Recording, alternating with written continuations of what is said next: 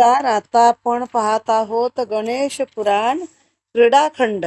पहिला हा उपासना खंड संपलेला आहे आणि आता आपण क्रीडाखंड पाहणार आहोत. या उपासना खंडाचे एकूण 93 अध्याय होते. आता पुन्हा एक पासून सुरुवात आहे. त्याआधी गणपतीची काहीतरी प्रार्थना. मोरया मोरया मी बाळ तान्हे, तुझीच सेवा करू काय जाणे.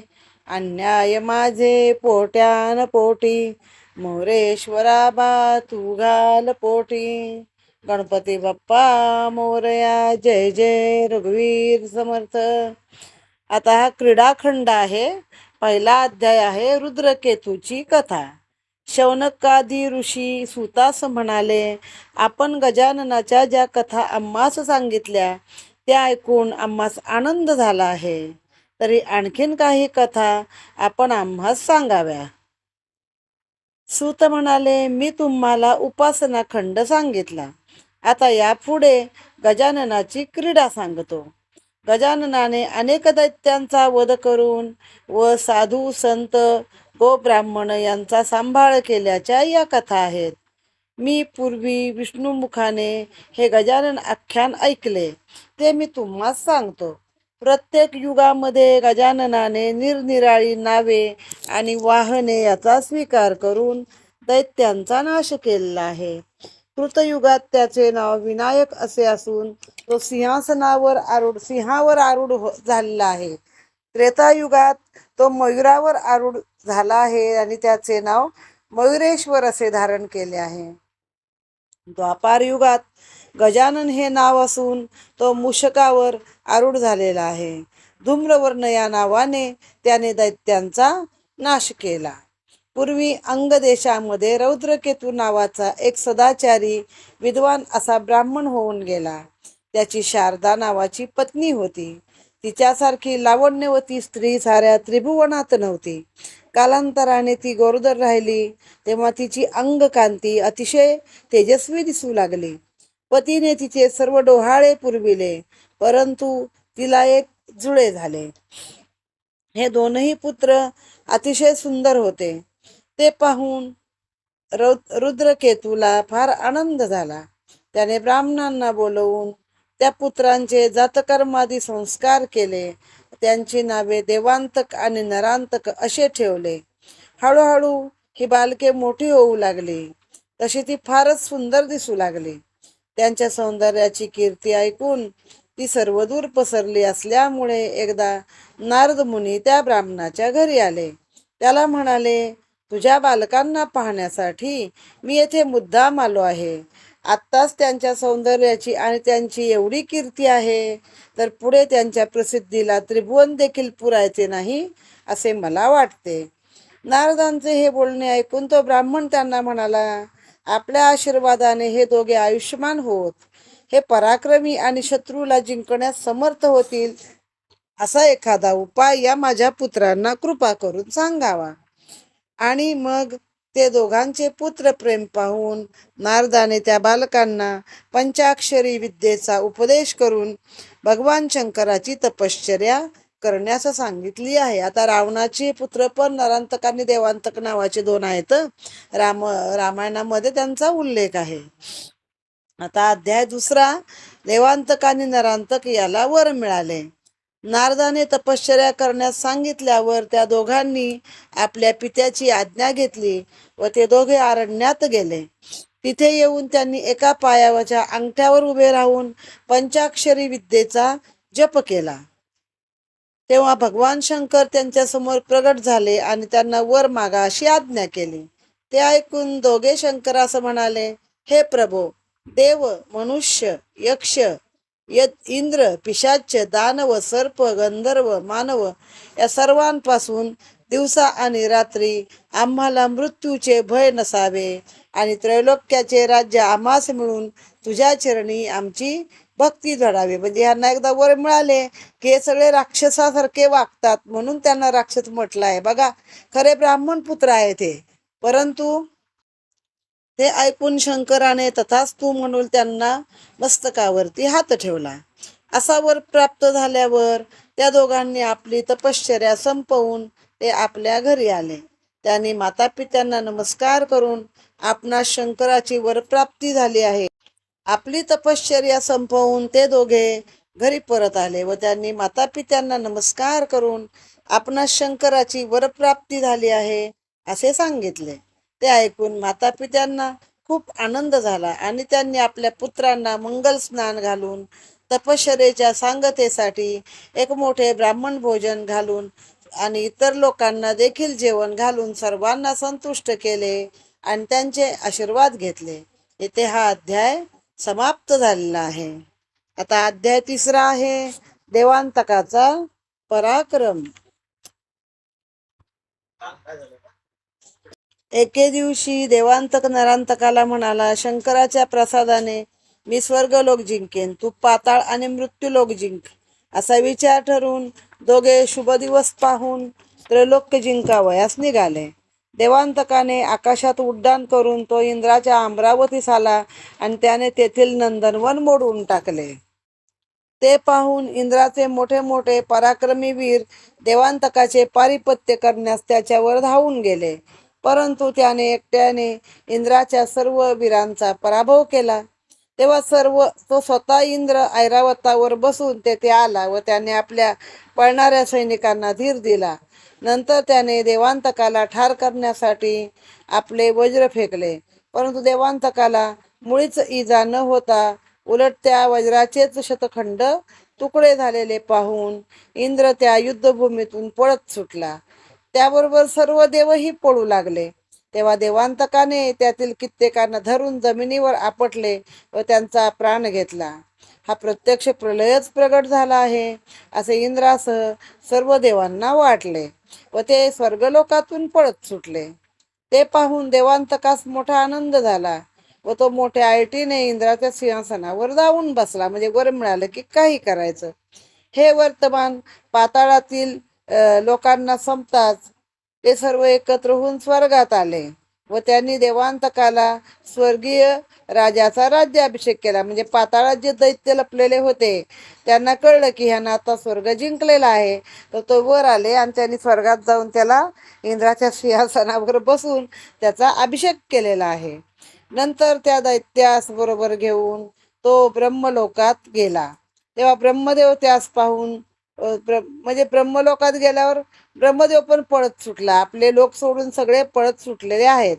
त्यानंतर वैकुंठास गेले. तेव्हा त्यांना पाहून विष्णू सुद्धा लक्ष्मीसह पळून क्षीरसागरामध्ये लपून बसला. अशा रीतीने देवांतकाने देवांची 3ही लोक जिंकून घेतले. इथे हा अध्याय 3 समाप्त. अध्याय 4 आहे नरांतकाने पृथ्वी जिंकली. नरांतकाने प्रथम पृथ्वी जिंकावयास सुरुवात केली. त्याला जे राजे शरण आले त्यांना त्याने आपले मांडलिक केले. जे युद्धात मारले गेले त्यांच्या मुलांना त्याने राज्यावर बसवले व जे शरण आले नाहीत त्यांचे पारिपत्य करून तेथील राज्यावरती आपल्यातील एखाद्या दैत्याला गादीवर बसवले. कारण आता हे दैत्य झाले एक प्रकारे स्वभावाने, कारण मूळ हे ब्राह्मण पुत्र आहे म्हणून सांगितलेलं आहे, पण एकदा वृत्ती बदलली की ते राक्षसच झाले आणि तशाच वृत्तीच्या लोकांना गादीवर त्यांनी बसवले आहे. त्याप्रमाणे सर्व पृथ्वी जिंकून गेल्यावर त्यातील काही दैत्यांना पाताळातील राज्य जिंकावयास पाठविले. तेव्हा त्या दैत्यांनी गरुडाची रूपे घेऊन ते पाताळात गेले व त्यांनी तेथील लोकांना गिळून टाकण्याचा सपाटा लावला. आता पाताळामध्ये काय आहे? सर्पलोक आहे, शेषाचं राज्य आहे. त्या जे अतल वितल सुतल भूतल तलातल आहे ना, त्याच्यामध्ये एकामध्ये त्यांचं राज्य आहे. म्हणजे गरुड झाले सगळे दैत्य आणि त्या सापानं गिळून टाकायला लागले. हे वर्तमान सर्पराजास कळल्यानंतर तो पण भिवून गेला व त्याने मौल्यवान रत्ने स्वर्ण वा दासदासी हत्ती घोडे वगैरे घेऊन तो दैत्यापाशी आला व त्यांना सर्व भांडार दिले. त्याने नरांतकाचे दास्यत्व स्वीकारून तो त्यांना शरण गेला. तेव्हा दैत्याने त्याच्याशी तह केला. अशा रीतीने नरांतकाने पृथ्वी पाताळ याचे सार्वभौमत्व प्राप्त केले. या दोघा बंधूंना तर लोकांचे स्वामित्व अल्पकाळातच प्राप्त झाले. तेव्हा ते गर्विष्ठ होऊन उन्मत्त झाले असता त्यांचा पुढे नाश झाला. आता अध्याय 5 आहे आदितीला गजाननाचे दर्शन. तुला प्रथम आदितीची तपश्चर्या सांगतो. ब्रह्मदेव सांगतात, कश्यप नावाच्या, आता आपण बघितलंय मागच्या अध्यायामध्ये कश्यपाला दिती, आदिती, धनु अशा ज्या 14 भार्या होत्या आणि त्यांच्यापासून सगळं पुढचं जग निर्माण झालंय. म्हणून एखाद्याला आपलं गोत्र माहित नसेल तर त्याने कश्यप गोत्र सांगायचं असतं. कश्यप नावाच्या जितेंद्रिय पुण्यवान मानसपुत्रास, मानसपुत्र कुणाचे? हे ब्रह्मदेवाचे. सप्त ऋषी आपण मागच्या अध्यायात पाहिले आहेत. त्यापैकी एक कश्यप आहेत. स्त्रिया होत्या. त्यापैकी आदिती नावाच्या सुंदर स्त्रीपासून इंद्रादी सर्व देवांचा जन्म झाला. त्या आदितीने आपला पती कश्यप याला प्रश्न केला, मला इंद्रासारखे पराक्रमी पुष्कळ पुत्र झाले, परंतु या जगताचे पालन करणारा असा परमात्मा अजून काही माझ्या पोटी आलेला नाही. तरी माझ्या असा वीर माझ्या उदरी जन्माला यावा म्हणून कोणती उपासना करावी ते आपण मला सांगा. कश्यपाने आदितीची इच्छा जाणून तिला ओम गजाननाय नमः असा नाममंत्र सांगितला. मंत्रशक्ती प्राप्त झाल्यावर ती वनात निघून गेली व तिने 100 वर्षेपर्यंत त्या मंत्राची तपश्चर्या केली. तेव्हा तिचा सुकुमार कोमल देह वाळून शुष्क झाला. ते पाहून गजानन तिला प्रसन्न झाला. त्यावेळेस गजानन कोटी सूर्याप्रमाणे प्रखर तेजस्वी असा भासत होता. त्याच्या त्या तेजाने दिपून जाऊन आदिती भयाने थराथरा कापू लागले. तेव्हा गजानन तिला म्हणाले, हे देवी, तू ज्याची आराधना करतेस तो प्रत्यक्ष गजानन मी तुझ्या पुढे उभा आहे. तरी भिवू नकोस, तुला जे पाहिजे तो वर मागून घे. तेव्हा गजाननाचे प्रेमळ बोलणे ऐकून आदितीला धीर आला व ती म्हणाली, हे देवा गजानना, तुझे हे तेजस्वी रूप सोडून सौम्य रूप धारण कर आणि मला वर दे. तू पुत्र रूपाने माझ्या उदरी येऊन मला कृतकृत्य करावेस, हीच माझी तुला प्रार्थना आहे. माझ्या पोटी तू जन्म पावलास म्हणजे साधूंचे रक्षण होऊन तुझ्या हातून दुष्टांचा नाश होईल. हे ऐकून गजानन म्हणाला, मी तुझ्या पोटी पुत्र रूपाने जन्माला येईल, तुझ्या सर्व इच्छा पूर्ण करीन. असा वर देऊन गजानन तेथे अंतर्धान पावले आहेत. आता ह्यातच पुढे जोडून अध्याय 6. गजाननाचा अवतार महोत्कट. दुष्टाच्या भाराने पीडित झाल्यामुळे पृथ्वी वेषांतर करून ब्रह्मदेवाला शरण गेली. पृथ्वी नेहमी गायीचं रूप घेते आणि जाऊन विष्णूला ब्रह्माला शरण जाते. तेव्हा ब्रह्मदेव तिला म्हणाला, दुष्टापासून तुला पीडा होत आहे असे नाही, तर तुलाच एकटीला होत आहे असं नाही, तर इंद्रादी सर्व देव त्याच्या त्रासाने पीडित झाले आहेत. तरी आपण सर्वजण मिळून सर्वव्यापी गजाननाची प्रार्थना करूया व दैत्याचा नाश करण्याची विनंती त्याला करूया. असे म्हणून ब्रह्मदेव सर्व देवांना व पृथ्वीला घेऊन गजाननाची प्रार्थना करू लागले. हे देवादिदेवा गजानना, तू सर्वांचा रक्षण करता आहेस. आम्ही दुष्टाच्या त्रासाने पीडित झालो असून तू आमचे रक्षण कर. तू साकार रूप घे आणि या दुष्टांचा संहार कर, दुष्टांचा नाश कर. ही त्या सर्वांची प्रार्थना ऐकून आकाशवाणी झाली, देव हो, भिवू नका.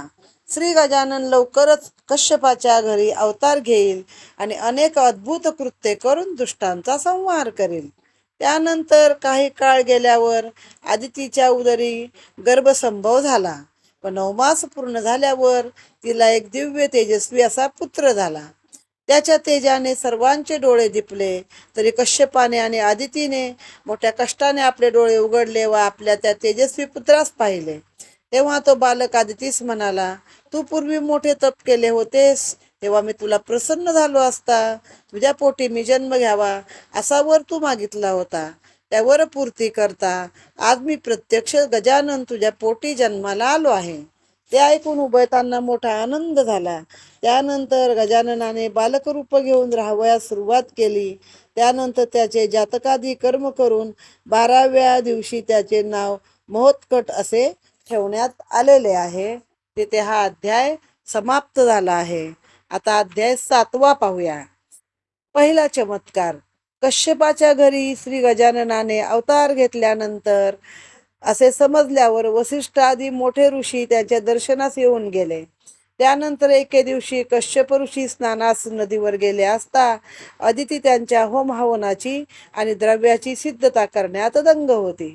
ते बालक पाण्यात निजले होते. अशा वेळी विरजा नावाची एक राक्षसीन त्या बालकाजवळ आली. तिने त्या बालकास सहज गिळून टाकले.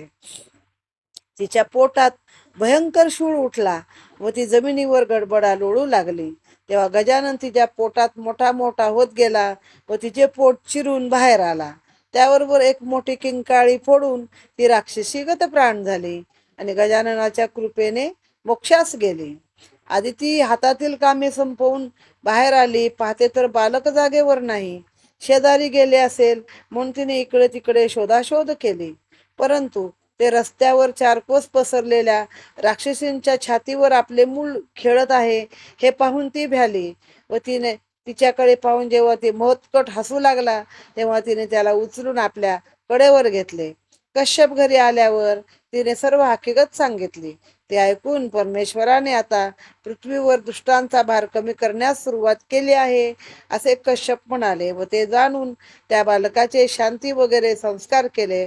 पुढे त्या बालकास दुसऱ्यावर विसंबून ठेवू नको असे आपल्या पत्नीस बजावले. म्हणजे बाई, हे कृष्णासारखंच आहे ना. कृष्णानं पुतनेच्या छातीवर बसला, तिचं दूध ओढलं ओढलं इतकं ओढलं की ती गतप्राण झाली, रक्त शोषलं तिचं.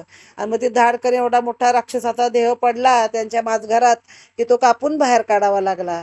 आणि मग वसुदेव आल्यावर देवकीलाच ओरडला, बाई ग पोर कुठं सोडू नको, 2 कामं कमी कर पण पोरावर आपल्या लक्ष दे. तसंच इथं गजाननाच्या लीला बऱ्याच कृष्णाशी मिळत्या जुळत्या आहेत.